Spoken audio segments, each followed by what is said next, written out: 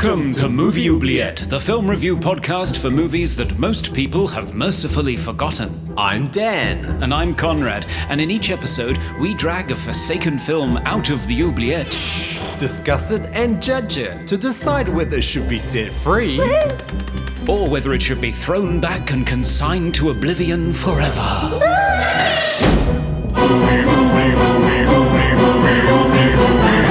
We review the films others tend to forget. Come with us and open up the movie oubliette.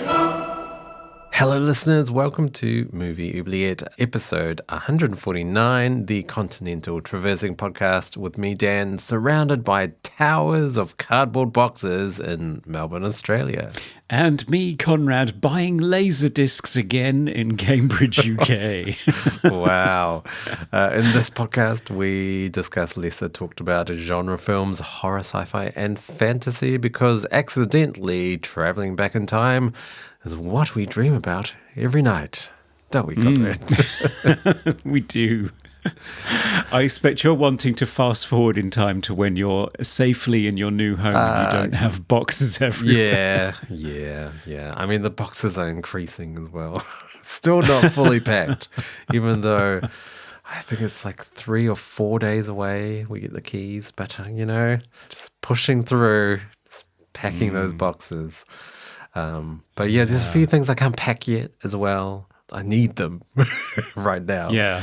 So I'll pack them at the last minute, or maybe take them on the day that we get the keys. So yeah, it's fun. It is, yeah. I remember my studio was the last thing to pack up, and I think most of that came in my car because, I don't know, it's so precious. Oh, yeah, definitely. Yeah, so laser discs, wow. Yeah, I know. I blame Oliver Harper. Oh, yes. I spent so much time binging his videos in preparation for his guest appearance on our last episode that I saw lots of his Laserdisc collection roundups.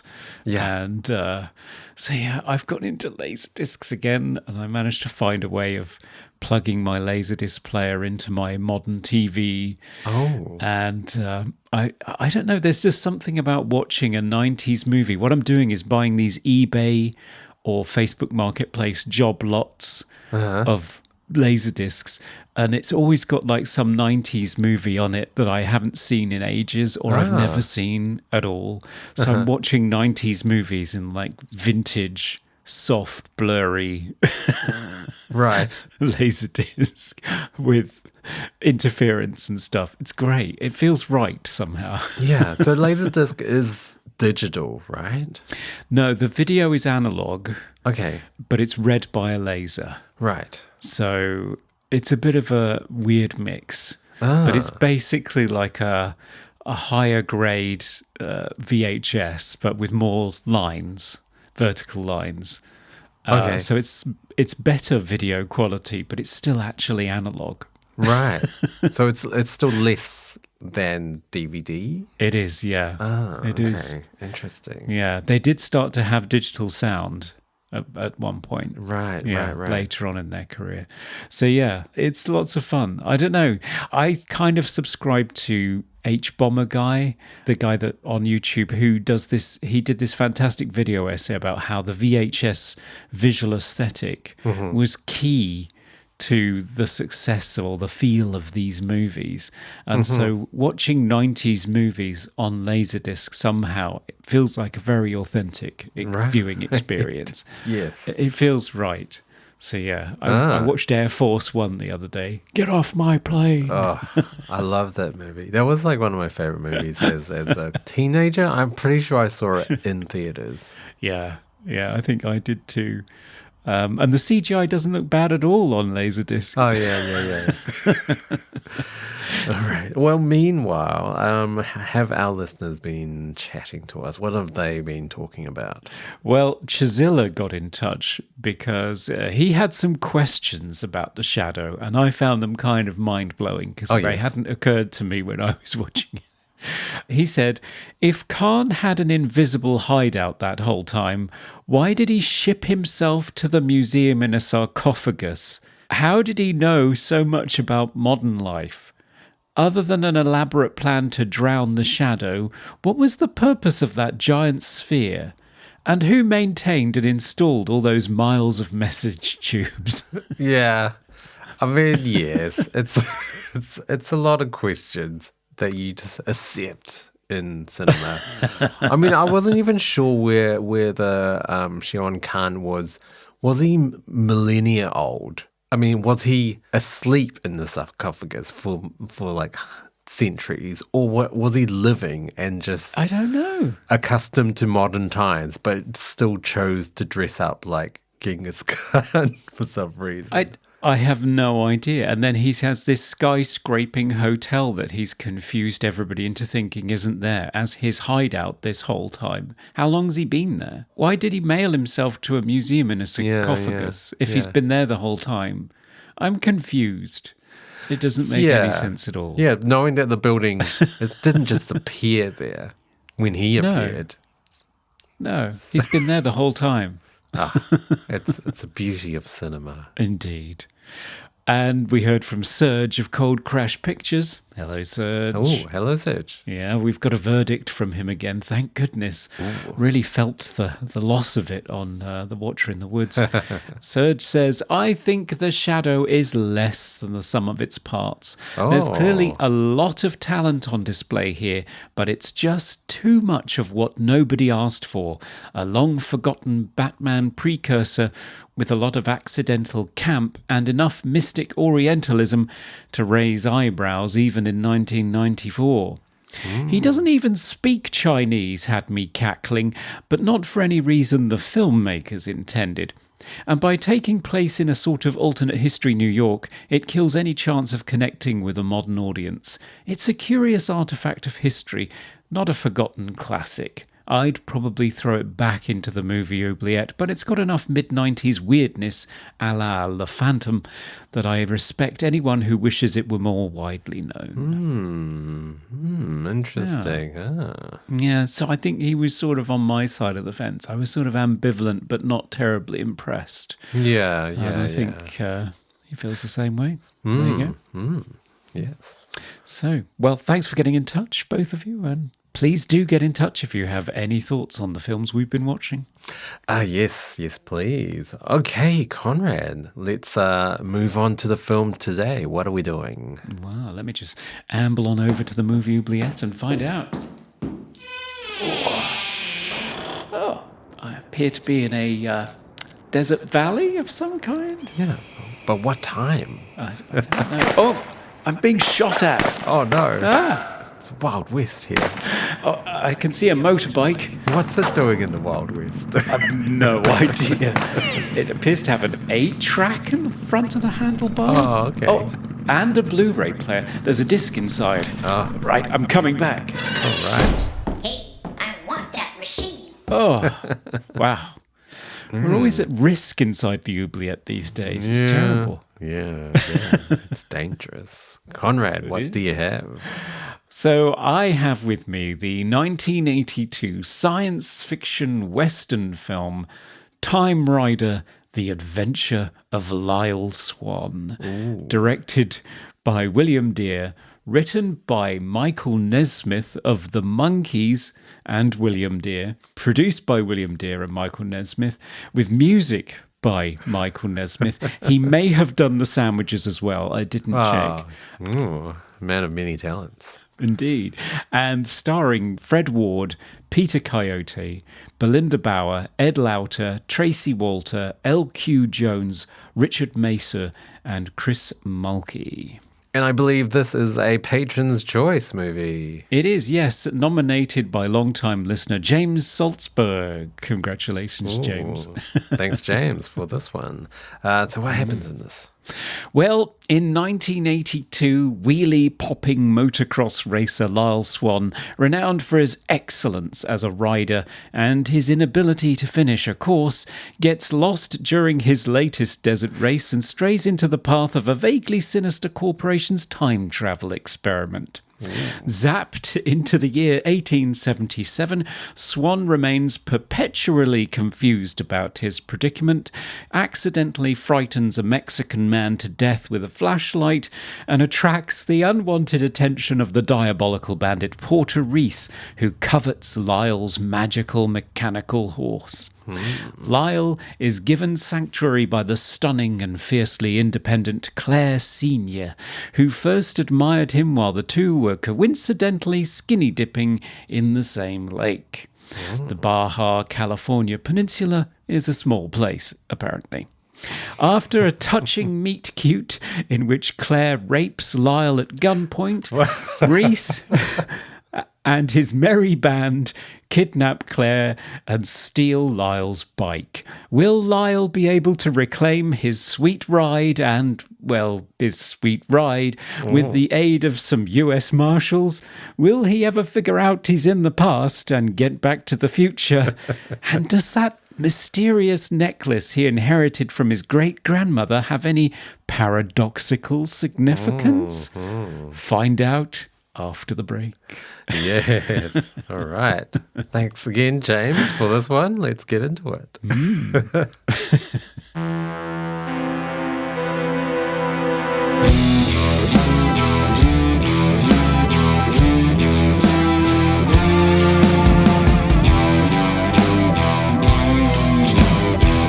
And we're back to talk about Lyle Swann's adventure, Timerider. I think this is a double blind, isn't it, Dan? It is. Yeah, I never heard of this. Double blind. No, I'd never heard of this until James nominated it, and I watched it on YouTube, which is the only place I could find it. It's not there anymore. It's gone. Yeah, I know. Because I literally was watching it the other day, and then I only got halfway through, and then the next day I went to go back and watch it, the rest of it. It was gone. Completely gone. I thought maybe I was typing in the wrong words when I was searching for it, but then I went through my history. Yeah. It's gone. Erased from YouTube. Yeah, so I don't know whether us sharing the link to it for our patrons maybe attracted too much traffic, but maybe that movie's gone. It's very difficult to come by now, unfortunately. It was released on DVD, although some scenes were cut from it, and then eventually Shout Factory put out a Blu-ray with a director's commentary on there and some interviews, which is great, but it's out of print now and quite expensive on the secondary market. So hard to come by. Yeah. Bit of an oddity from 1982. Yeah. So it's directed by William Deere, who I'm not familiar with. He directed Harry and the Hendersons, which I haven't seen because, I don't know, it always looked a bit goofy and silly. But he also directed Angels in the Outfield, which is quite beloved. So yeah, I haven't seen that one because, not a sports person, but I watched Harry and the Hendersons, as it was called. Or when it was called Bigfoot and the Hendersons in the UK, just in case we missed the point. Oh, right. Yeah. Okay. They were worried that we wouldn't get what it was about. Okay. Yeah, right. Yeah, William Deere. And Michael Nesmith, how much do you know about him other than he was in The Monkees? I didn't even know he was in The Monkees. Because The Monkees was a 60s show, wasn't it? I mean, they did play repeats of it on TV along with the original Brady Bunch. But yeah, I didn't really watch The Monkees. It was a bit silly, a bit goofy. I didn't even realize that initially they were a band for the show. They were a fictional band. And then because of the success of the songs from the show, they became a touring band, I guess. Yeah. And with Michael Nesmith being one of the members. But yeah, I was surprised when I was looking his sort of film history. It's like, why is he in all these Monkees movies? Yeah, so he, I think, was sort of regarded as one of the most musically talented members. He contributed, I think, the majority of the songs that they actually contributed to. And I remember there was a bit of a stink at the time that they didn't play their own instruments on their songs. I mean, they were a fictional band to begin with. So, I mean, what do you expect? Well, exactly. And of course, nobody would bat an eyelid now at the idea that stars pretty packaged and all of their songs are written and produced and performed by somebody else. I mean, it's not really a scandal now, but it was a bit of a scandal back then compared to the Beatles. Yeah, I mean, I guess when you consider older movies, like 40s, 50s stuff, even like Singing in the Rain, they are so talented. All those actors in those movies because they're dancing, singing, acting, everything, and no body doubles or other, voice dubbing or anything. They're doing everything. Yeah, you used to have talent. Now you're just an auto-tuned twig. Yeah. Yeah, exactly. Basically. But Michael Nesmith, after the Monkees, was quite an ingenious experimental guy. I mean, he had a solo career, had did he? one or two hits, and he was really fascinated by the idea of music videos, pop clips, he called them.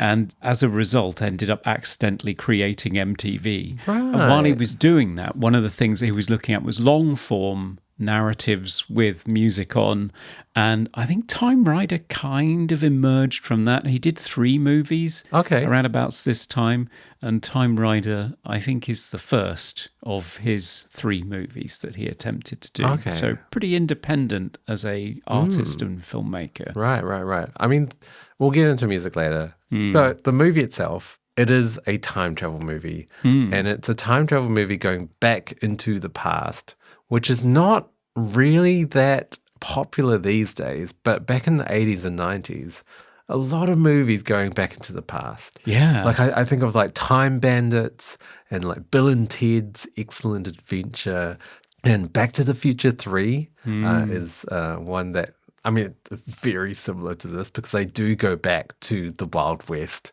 But what's quite different about this movie is the character Lyle Swann that does get transported back in time never realizes he's back in time. No, he just thinks everybody's really crazy. Yeah, he asks them, "Are you guys part of a cult? Like, why do you dress like this?" He doesn't connect the dots whatsoever. I guess he never sees a newspaper or something that shows the date, or he never, no one's going to be telling him the date. No. What are you talking about? It's 1877. Like, no one does that. No. In real life. So I get it. But it's funny that it's not done for laughs. Like, it's not like a comedy of errors, with a Steve Martin movie where he's gone back in time, but he doesn't realize, and it's funny. There's no funny in this. It's just Lyle being really not that clued on to what's going on. No, and that's a good point. I mean, there are a couple of things here. One is that it doesn't really maximize on its comedic situation. It's sort of a fish out of water comedy, but it's not really tightly written or making the most out of that and creating lots of situations where that could be funny and pay off. It just sort of ambles around this movie. It's a very slow-paced, sort of relaxed type of movie. Yeah. Which meant that it had difficulty holding my attention, if I'm honest. Well, especially lengthy POV shots of him riding through deserts with a Michael Nesmith track on the soundtrack. But, I was sort of like, Well, because come on, movie. I feel like with most movies where they get transported back in time, the whole objective of the character is to get back to the time that they came from. Like Back to the Future movies, like it's always going back to their time, which he never knows he's not in his time. So he's not trying to go back. He just gets, spoilers here, he gets saved at the end and he doesn't even know he's getting saved. No. Which is bizarre. It's a bizarre concept. I've never seen a time travel movie where they don't even realize they've traveled in time. It's quite insane. It is, yeah. And it speaks to how they're playing the central character of Lyle Swann. And I love the fact that it's the adventure of Lyle Swann. So it's not like the adventures of whatever across the 8th dimension. Sure. Yeah. This is the only one he's going to have, the one adventure. And he doesn't even know it happened. Yeah. And Fred Ward is perfect for this. We lost him recently, sadly. I mostly know him from Tremors, which yet again is just this lovely combination of a down-to-earth, fairly innocent guy, you know, fairly simple, but also very, very capable and heroic and traditionally masculine in a sort of way, quite brawny. So it's an odd combination that Fred Ward seems to be able to pull off in his characters. And again, it's in the desert again. So I had a lot of Tremors flashbacks watching him riding about in the desert here. So yeah, he's playing this character that is just not quite clued in. And he, in terms of the old hero's journey, he's not really on it. Somebody else might be, possibly Claire, but not him. Yeah. I mean, comparing it to Jabberwocky, which we've done recently, where he's not really trying to save the day either. Like, Lyle is just trying to figure out what the hell is going on without really figuring it out. and yeah, he gets pretty much captured by Claire and forced to have sex with her. It's a strange scene. Like, she's just met him and she's like, take off your clothes at gunpoint. And then next scene, sex? What? Yes. What is this? It's bizarre. And yeah, he's kind of a coward as well. As soon as the bullets start flying, he's trying to get away. I mean, as you would if you were a normal person. You're not used to, people shooting at you because it's the Wild West and that's what they do. And he's kind of not really that useful unless he's got his bike. Without the bike, completely useless. On a horse, completely useless. Yeah. I think he said something about these horses need handlebars or something, which is kind of funny. But yeah, he doesn't really do a lot when he's not on a bike. No, he's got that one thing. You know, it reminded me an awful lot of the character Jack Burton that Kurt Russell plays in Big Trouble in Little China. Oh, yeah. Where the whole point of that character is that the camera is pointed at the wrong person. Right. The hero of that movie is the Asian guy that stood next to him that knows everything, knows what he's doing, has an objective to rescue his fiancée. Yeah. But the camera is trained on Jack Burton and he's just utterly clueless as to what's going on. Everything he does is a disaster, but he's very good at catching something and throwing it back, and that proves pivotal at the end of the movie. So I think this is sort of the same. It's sort of the camera is trained on the wrong person. Right, yeah. But I don't know who the right person is, really. We don't have an alternative protagonist other than Claire. I feel kind of Claire is. I feel like she is kind of the badass in this movie. Like, she's very capable with a gun and on a horse and just being quite heroic in most cases. I mean, she does get kidnapped by the gang of misfits at one point. She does. Yeah, and she does get saved by Lyle. So there's that one heroic scene where Lyle does save her. There is, but the thing I love about that is I kind of feel like she has that situation handled anyway, that even though she's tied up, she'll probably figure out how to get out of it. Yeah. Because when Lyle bursts through the door on his motorbike, she laughs at him. Yeah. She thinks it's funny. And I don't think it's relief that Belinda Bauer is playing in that scene. I think she's laughing at him. I think she thinks it's silly. Yeah, sure. Yeah, I mean, comparing it to Big Trouble in Little China, I do feel like the main character in that is funny. Yeah. Whereas I don't know whether Lyle is that funny. Like, they could have really kind of leaned into the silliness and the fact that he just doesn't know that he's back in time. And because he doesn't know he's back in time as well, he's not using his technology to his advantage as well. No, that's true. There's so many scenes where people are freaked out accidentally by him because he's, thrown a flare or a glow stick. Yeah, or piping his 8-track into his helmet that has night vision. Yeah, I suppose the night vision is one area where he uses technology to his advantage. Well, one scene. Yeah. Yeah, I mean, for a sci-fi Western, there's not a lot of sci-fi. No. in it, apart from the time travel, obviously. Yeah, which is pretty much one shot and that's it. Yeah.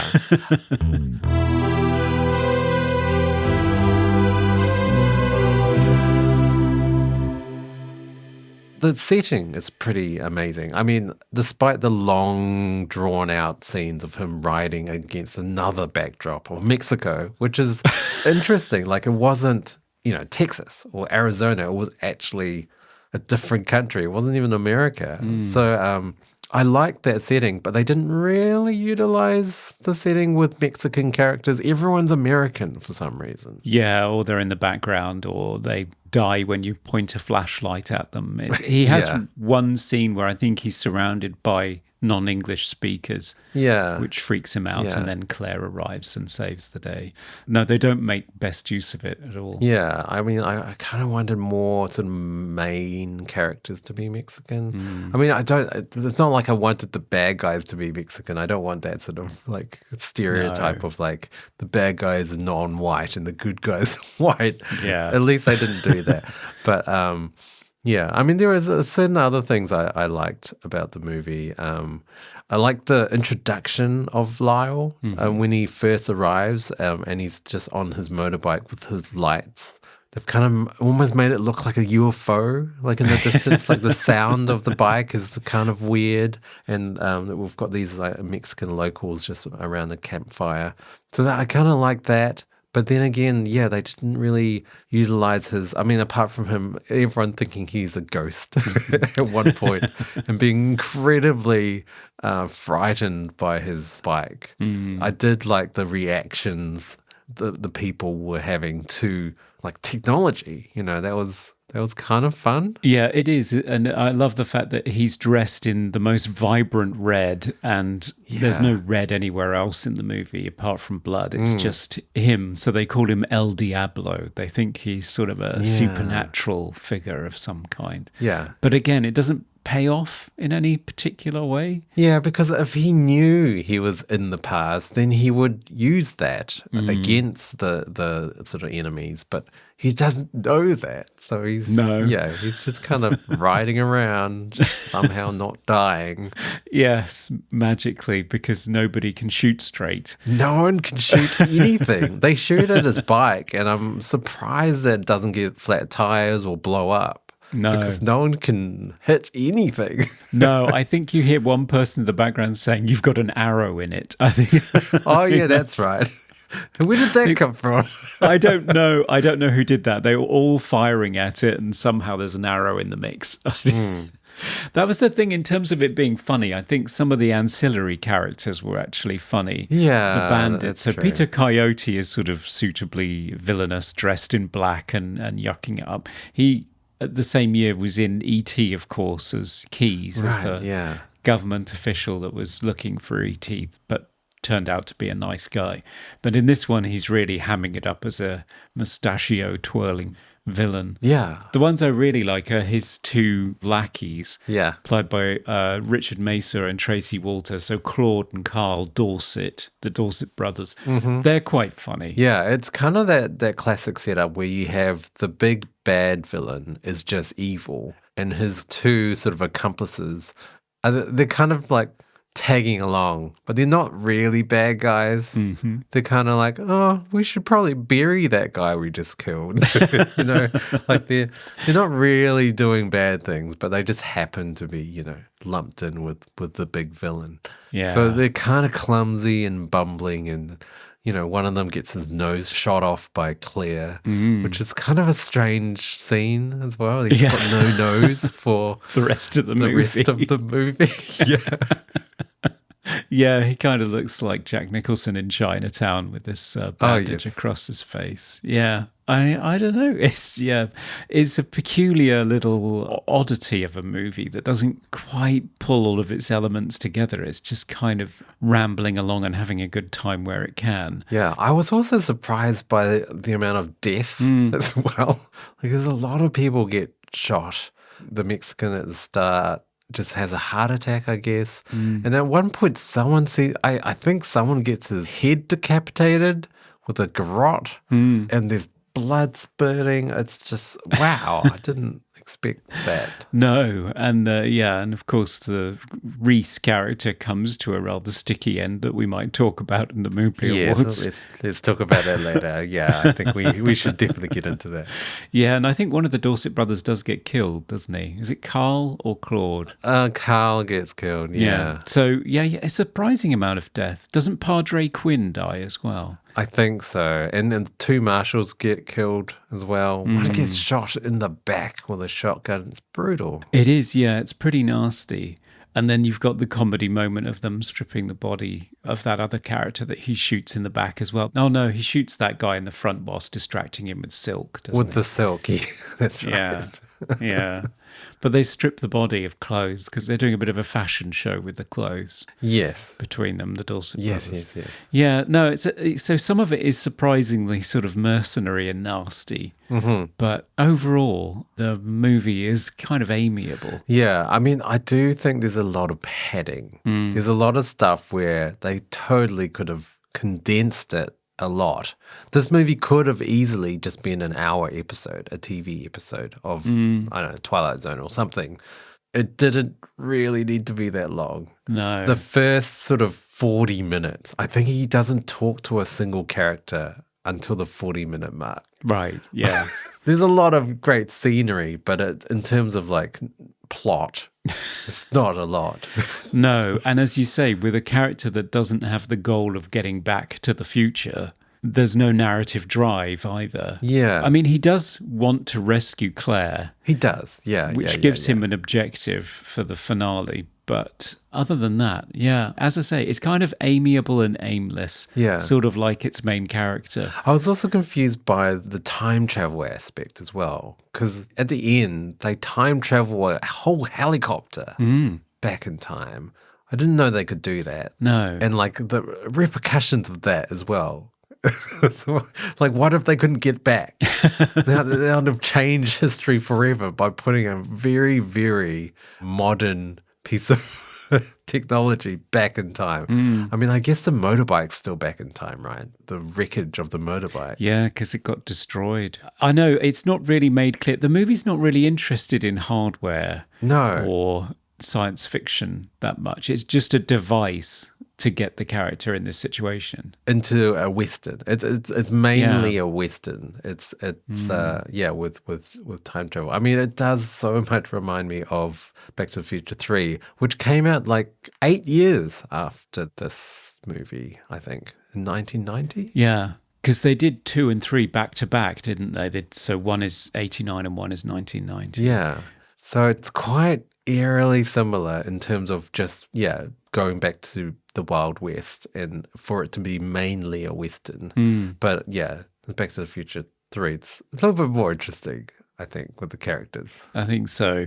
And also, it almost has a vehicle as a time machine. Well, Certainly, yeah. I mean, the mechanism for him being shot back in time is some sort of laser thing that he rides into. Yes. But a character rides back into the past on a tricked out vehicle. Yeah, And that's then right. Back to the Future comes out in 1985. So you do wonder Yeah. whether this not terribly popular film may have influenced films that came afterwards. Yeah, that's right. That's right. One thing I do have to bring up is the paradox that you alluded to. So essentially, Lyle Swann is his own great grandfather. Yes. It's like an incest paradox. What's going on here? Yes, and it's a very popular trope in time travel movies. Yeah, as soon as he showed off his necklace in bed and said, I got this from my great-grandmother, she got it from a mysterious man who disappeared or something. Yes. And I just thought, oh, right, okay. Yeah. Yeah, which also makes the necklace, like, where did the necklace come from? Yeah. If he got it from his grandmother and his grandmother stole it from him, where did it originate from? That's a trope as well in these movies. Yeah. I mean, I did actually think there was going to be some sort of like bullet payoff with the necklace as well, because it looks like a bullet has hit it. Yes. So I thought, oh yes, we're going to have one of those scenes where Lyle Swann jumps in front of a bullet to save Claire, and it hits the necklace, and then he's saved because of the necklace. But we never see that. It doesn't happen. No, and they also say something about my great-grandmother was like the captain of some industry or another, but nobody knows what it was because it was this big secret or something. And then does that pay off? I don't think it No. does. No. You never hear anything again. No. Did she create the time travel thing? Is it her that does that, maybe? Oh, I don't. I don't know. No. But the whole, that paradox with him being his own great grandfather it's weird. I know. I don't know what purpose it serves really, other than it being a twist Yeah. at the end of the movie. Yeah. But Yeah. it's not really, because, I don't know, we've seen this so many times before, this paradox. Yes. Now it's time for random trivia. Okay, Conrad, what piece of trivia did you accidentally find from the past today? Well, all the way back from 1982, I discovered that somebody called John Haitley performed all of the bike stunts in this movie, as he did on the short-lived Street Hawk TV series. Oh. We've also seen him in Inner Space, and he did stunts in Speed and Iron Man 2 and Johnny Depp's Lone Ranger, so his career has spanned many decades. Wow.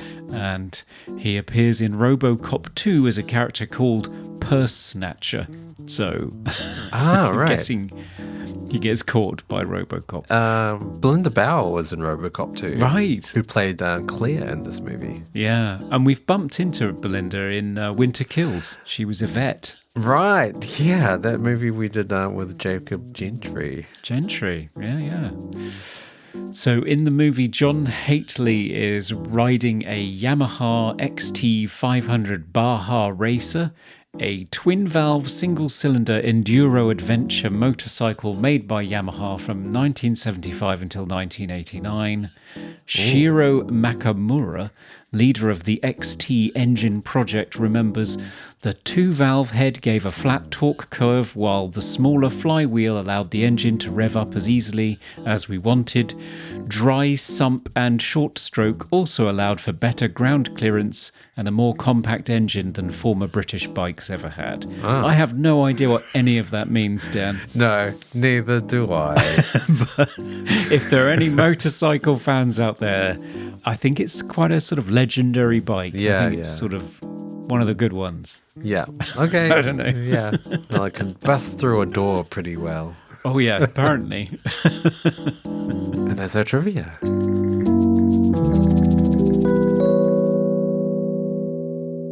So the movie itself was released in January of 1983, although it did premiere in December of 1982. It was shot in 5 weeks on a budget of 1 million, and it earned 3.6 million in rentals in the US and Canada. Right. So that's theatres renting the film.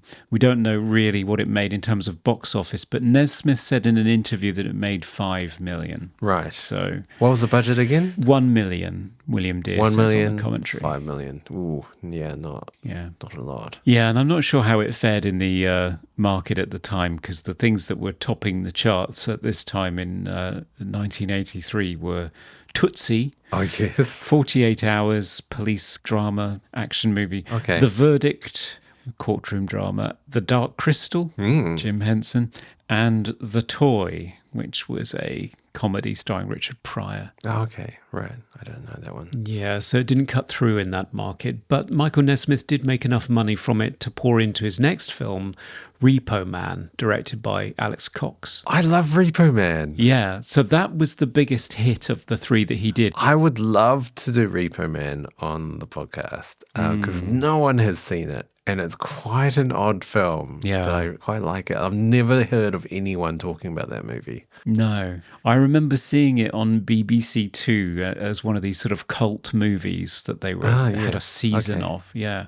So that's sort of where he was operating in the fringes, making these weird little cult movies Yeah. that have kind of disappeared. Yeah, Repo Man almost has a tinge of Lynch to it. It's quite bizarre in some parts. Yeah. There's this like boot of a car. He opens, it's like a portal to another dimension or something.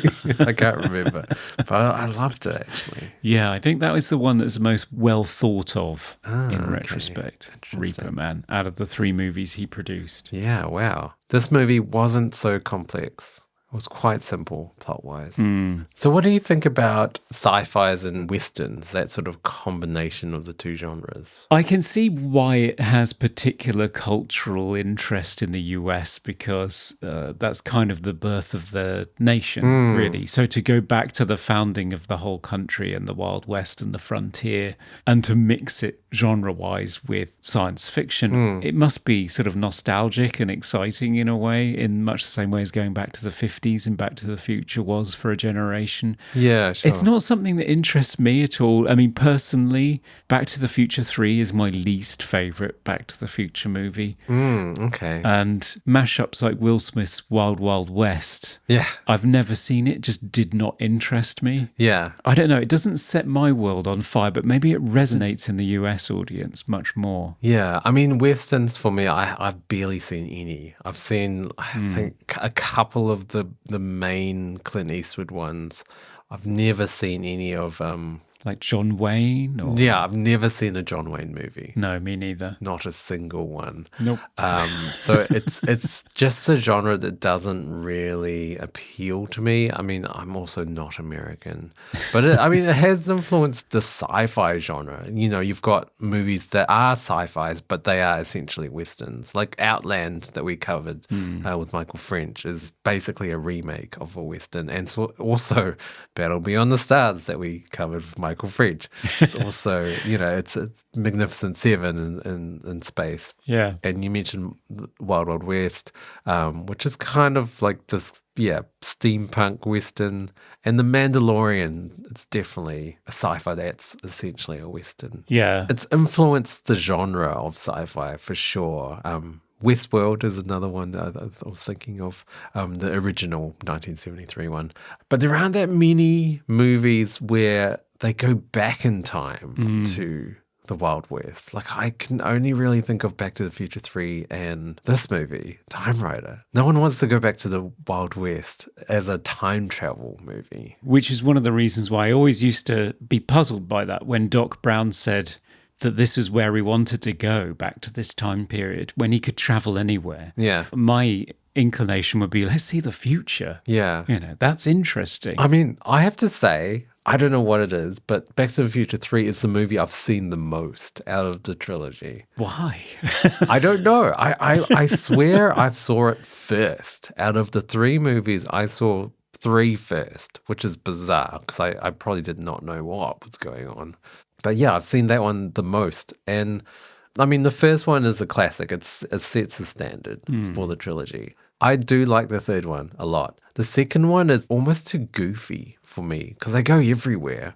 And then the future is this kind of weird technologies it hasn't really aged that well in terms of like depicting the future. So I don't know. I do like the third one. Yeah, I think the second one, they're not in the future very long. Yeah, I think that's what true. interests me about the second one is that the second one interacts with the first movie. Yeah, and that's so true. many of the directors that we've had on the show have been inspired by exactly that aspect. So many of them that we've had on the show have talked about Back to the Future too. Looking at the same sequence of events from different characters' vantage points over and over again.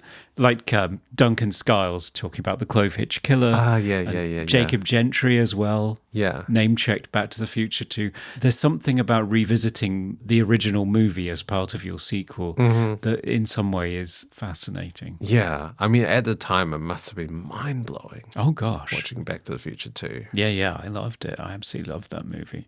Speaking of westerns, William Deere's all-time favourite western was Sam Peckinpah's The Wild Bunch. Ah, right. And the Dorset brothers characters were inspired by characters from that movie. And L.Q. Jones, who plays one of the US Marshals, Ben Potter, he was in The Wild Bunch. Right, He is drawing from that heritage as a genre. Music. So we've got Michael Nesmith. He's doing the Wild West music. I mean, it's kind of like country, lots of guitars, like slide guitar, but then also inserting the sci-fi element with synths. I mean, it's very on the nose. Yeah. And it's full of fun. During this climactic scene where Lyle is trying to rescue Claire and taking on the bandits, it's got this sort of rockabilly number going throughout it. So, there's squibs going off and explosions and shooting and wheelies and riding over things. But at the same time, it's got this sort of, bouncing along. It's like, there's no risk here. It's all good fun. So it's kind of got that vibe about it. Yeah. For me, it felt almost like needle drop music. Even though it wasn't, it felt kind of not that dynamic. Like, it would often be used between scenes as like a transition music. So it would just start and then it would just end. Like, it didn't seem to ebb and flow with the tone of the movie. And often, a chase scene or a gunfight would start and then the music would start and then the scene would end and then the music would end. It just felt very start-stop. I did like it. It was kind of cheesy with all the acoustic guitar and stuff. But I did find it quite catchy. Yeah. It was fun. Yeah, I was listening to it this morning, rereading my notes in preparation for this recording, because it was finally released many, many, many years after the film. Right. Michael Nesmith made it available as a CD, limited edition CD and online. And you can get it on most streaming services now and listen to it if you want to. Yeah, it's a good, fun listen. It's very 80s. Yeah. Very, very 80s. Yeah. I don't know whether it worked so well within the movie. I think it's great to listen to on its own. It's kind of actually works better on its own because it felt like more like complete tracks rather than often in movie scores you'll get like 10 seconds of a cue and then nothing and then like a minute and then like it's all sort of short cues, whereas this was like more like fully fledged tracks of music. Yeah, which probably contributes to that needle drop sense that you were getting from listening to it in the movie. Yes. I mean, in terms of like doing jingles for this episode, I can't wait. Yes. There's a lot of stuff I could easily do. Yes, I know. I was listening to it and thinking this is definitely more Dan's bag than mine. Yeah. So I'm looking forward to that. Yes. Coming to you live from the Movie Oubliette Theatre, it's the prestigious Mbly Awards. Okay, it's everybody's favorite time of the pod, the Mbly Awards, where we nominate our favorite technoid helmet scanning parts of the film in a number of accidental, incest, paradoxical categories. Best quote. My favorite quote comes from Lyle himself, and it's when he says, "As far as I'm concerned, this place is history." Yes, I love that as well. Of course, it's a pun as well. And of course, Lyle doesn't know the significance of what he's just said. No, not at all. That's the only time he gives any indication he might know that he's not in the present, but he doesn't. He doesn't know. He's got no idea. No idea. No idea. My favorite quote comes from Carl, one of the bad guys, and it's after he's had his nose blown off by Claire. There's a scene later when Claude greets him by saying, "Hey, Carl," with Carl replying dejectedly, "Hey, Claude," because he's got no nose. Best hair or costume? I like Padre Quinn's big poofy white shirt with what I learned are called the full bishop sleeves, the ones that are all sort of like poofy at the cuff, and the massive silver crucifix dangling below his open laced up neckline, and his very, very tight brown trousers. I thought that Padre must have a very faithful congregation every Sunday. Yes. It's very stylish. Oh, yeah. And you? Hair and costume, easy pick would be Lyle's motorcycle, sort of bright red sort of jumpsuit that he wears. But I did also notice he has this kind of leather, like it's almost like a utility belt with all these pockets that he takes things out. He's got like a glow stick at one point. It's got all these things in his pockets. Yeah, he's prepared. Yeah. Most 80s moment. The most 80s thing in this film I thought was a technology-enhanced, tricked-up super vehicle. Very common around this time. I mean, okay, his bike isn't that sci-fi, but he does have an 8-track machine and a helmet with night vision, so I think that counts. Yeah. But yeah, this was all the rage back then with things like Knight Rider and Airwolf, Street Hawk, which also had the same stunt rider, and Automan and Blue Thunder, and the Highwayman, not one I've come across before. Yeah. Short-lived. Apparently it was a truck. Ah, right. And the Wraith, I think, falls into that category as well. Yeah. That's very true. What about most 80s for you? I mean, I did want to ask, did you ever own, was it 8-track? I don't think 8-track was big in the UK. It's never been something that I ever saw anybody have. Yeah. Here. So I don't think it made it here. But it was in-car stereos in the US. Right?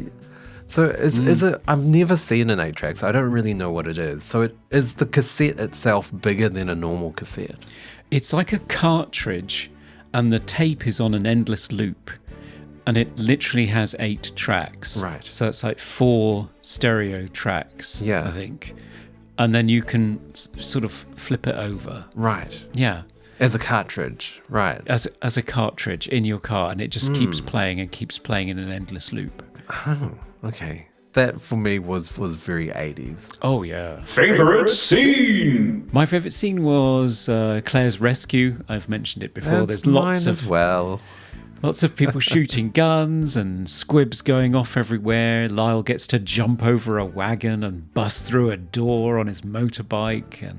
And it's all scored, as I said, with this rockabilly fun music to make it show that it's sort of low stakes and enjoyable hijinks for everyone. Yeah.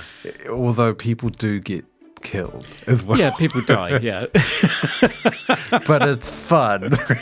It's fun death, yeah. Yeah. Most cliche moment. This is a cliche I've mentioned before, but not in a long time. It is that moment in the movie where everyone starts referring to the main female character as the girl. Oh, yeah. Everybody knows who she is. Everybody knows her name is Claire. Why it just suddenly turns into you want Reese, I want the girl.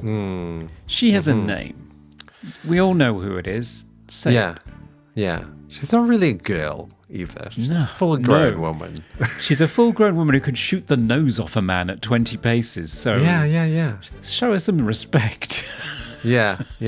I mean, and she's holding her own right at the end when, all hope is lost. She's used up all of her bullets and she's ready to stab some people with this knife. Yeah. She is fearless. Claire means business. Yeah, she is a complete girl boss and I love it. Cliche for me is bad guys always have bad teeth.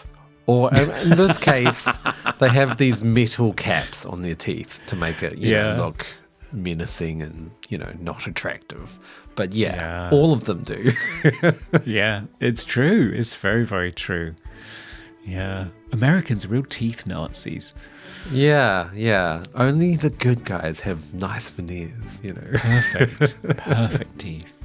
Yeah. Best special effect. I think we might both choose the same moment, which is one of the few effects in the movie, and it's when a helicopter tail rotor takes out the villain, and all that's left is a pair of shredded boots with bloody stumps sticking out of them, which completely shocked me, but also it was so ridiculous because the boots were sort of shredded in thin strips vertically, and I have no idea how the rotor did that. It was like he was grated. I don't know. It's ridiculous. Yeah, it was shocking sort of gore, I guess. And really funny because it's so over the top even. It felt like a parody of gore. Like, whoa. Okay, he got completely obliterated by a helicopter. Yeah, it's nasty. So nasty, in fact, it was cut from the initial DVD release. It's not in was there. it? Oh, wow. Okay. Favorite sound effect. Well, yet again, there's a red-tailed hawk right at the beginning of the movie. There is. I mean, it's a desert setting. You gotta have it. Yeah, I mean, there's not a lot of sort of standout sounds in this movie. I guess the only thing I could pick out was with the helmet with the visor when it comes down and very distinctive like whip sound. Sound to it, which is, I don't know, it was kind of good. There was actually at the start of the movie the laser, what was it called? The the time machine device was called a laser velocity accelerator. That thing, when it was extending, it sounded like it was really strained when it was moving. Because it was like, and not really moving a lot, but making a lot of noise kind of thing. Most funniest moment. By far, I thought the funniest moment in the film was Reese trying to ride the bike for the first time after he'd stolen it by jumping up and down on it and kicking it like a horse. Yeah. And it then throws him, flies off, and then his posse shoots at it repeatedly. Yeah. And, that was a good scene, yes. actually. I was laughing a lot. It had a good kind of comic payoff. Just the fact that they shoot at it a lot as well. And it somehow gets an arrow in it, which is quite hilarious. Yeah, that's almost like a throwaway gag at the end. I love it. Yeah. I thought that was fun. Yeah, I mean, the funniest scene for me was Reese's death. Like, I mean, just the utter gore of his sort of shredded stumps. Yeah, was not expecting it. It was too much. Like, they went a little far. Yeah, it's a bit ridiculous. Yeah. But quite funny. Oh, yeah, it's very, Unintentionally. very funny. Yeah. Oh, no, I'm sure they were going for a laugh there. Do you think so? I think so, yeah. Oh, wow. I think they were being a bit silly. Okay. And that's our Mbly's. Yes. Hi, this is Vincenzo Natali. I'm the director of Cube and Splice, and you're listening to Movie Oubliette.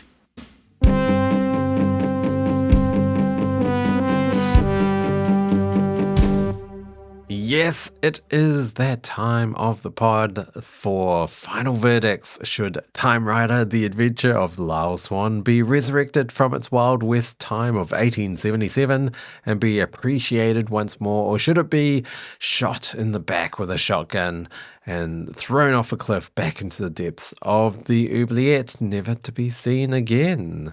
It's a double blind for both of us, Conrad. What's your final verdict? Well, I went into this with high hopes. I like a time travel movie. We've said before we haven't done enough of them on the podcast and we should do more. And this was kind of a cult curio from a well-respected artist who also produced Repo Man. So I thought this could be a really fun, quirky film with Fred Ward.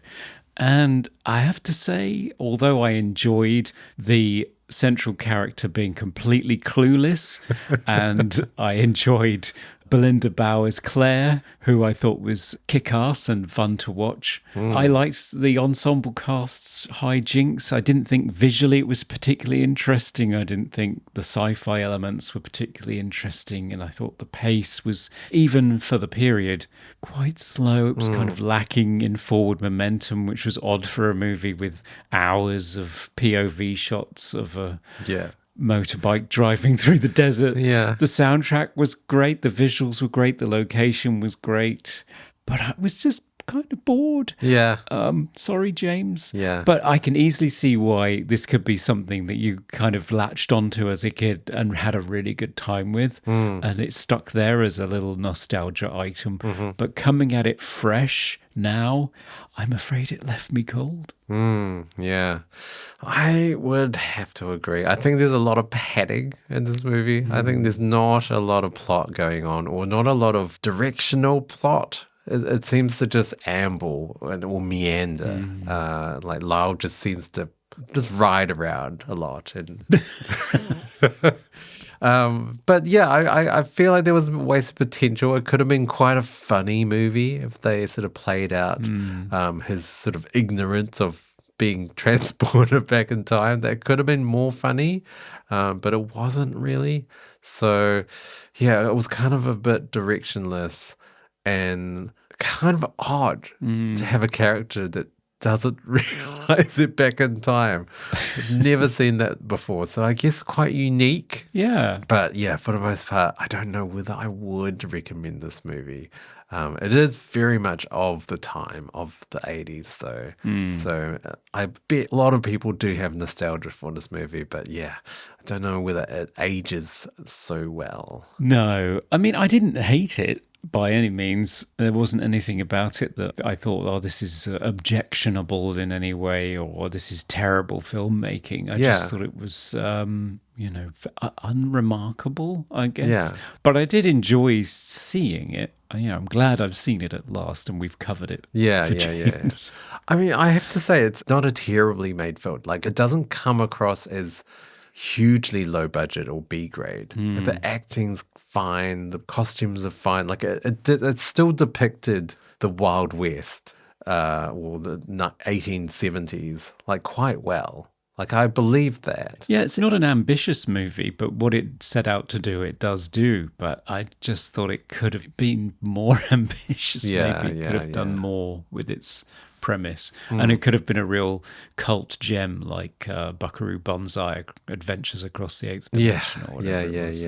True. It was a curio I really enjoyed discovering. But yeah, I don't know. It's okay. But no, I couldn't recommend it, I don't think. Yes. All right. How about our patrons? What do they think? Well, let's find out. Hal? Yes? Could you go and fetch the patrons vote, please? I'll be back. Scary. Holy moly, they want to throw it back. Ah, okay. They do agree with us then. They do. Yeah, 63% to 38. So it's not a slam dunk. It was quite mixed. But overall, they said, roost that squid and dump him in the oubliette yard sale, which is me using as much motocross slang as I could find online. Right, okay. I think roosting is that thing where you sort of spray dirt up in people's faces. Okay. Right. Okay. So Eddie Coulter said, is this film any good? Well, it has its moments. Should it be released from the oubliette? Probably not. But I just love this film since seeing it at my local drive-in when it came out. Nostalgia and my love of Fred Ward is in full effect for this one. Yeah. Matt Swafford said, the movie is a little clunky and a few scenes are problematic, for sure, but the idea is original and it's a fun time. I think it deserves to be free and seen by as many people as possible based on Fred Ward, rest in peace, alone. The guy was an absolute treasure in everything he was in. I agree with that, absolutely. And Film Aficionado said, did Michael Nesmith set out to write the most clueless hero in science fiction? If so, then mission accomplished. It's frustrating that despite all the evidence, Lyle Swann never puts it together for himself that he's travelled to the 1870s. The story that follows is both a pedestrian western and possibly the lowest stakes time travel adventure ever put to screen. I did learn an important scientific lesson, though. The rigours of time travel have no negative consequences on a man's fertility. Ride this dirt bike back through the portal of time and into the oubliette. Yes, throughout the movie, I was marking times where I thought, oh, he's figured it out. Oh, no, he hasn't. And it got to the end of the movie and I was screaming at the screen saying, he never figures it out? What? I was shocked. No, and I think even if the scientists sat him down and explained it to him, I don't think he'd believe them. Yeah, true. Yeah, probably not, actually. Utterly clueless. And we also heard from Jasmine, who said, Mike Nesmith was a brilliant musician and a wonderful performer, but I don't know what he was thinking when he was writing this. Timerider is a perplexing film. It has a good idea that ultimately doesn't go anywhere, a stellar cast that should have been given more to do, and head-scratching time travel paradoxes that could have easily been avoided if someone had actually read the script once it left Nesmith's typewriter. Yeah, I do agree with you, Jasmine. Yeah, me too. So I'm glad we've seen it. I'm glad we've covered it for James because he's been a supporter of the show for a very long time. Yes. But I'm afraid we're pushing this bike back in. Going back. Off you go. All right. Next episode, Conrad. What's it going to be? Well, quite the change. So, a different decade, a different country, and a completely different genre. So, next time we will be looking at the 2001 Japanese musical comedy horror film, The Happiness of the Katakuris? I have no idea what this is. Yeah, I've heard of its reputation. I have never seen it. I've always wanted to watch it because it is directed by Takashi Miike, who I do love. His movies are quite hit and miss. He has a really prolific output. I think he directs like 3 movies a year or something. Oh, wow. It's ridiculous. His filmography is immense. And they range from all different genres and styles and budgets as well. So, he's done the Yakuza, like mafia action type movies, and then he's done weird sci-fis or like horrors. I mean, he did Audition, which is, it's considered one of the best like J horrors. Yeah. But yeah, this movie has been on my watch list for many, many years. So I'm very, very keen to check it out. And it was picked by our guest who will be joining us. So I'm glad we'll have somebody to guide us through this one. Yes, I think it's going to be bonkers. So be prepared, listeners.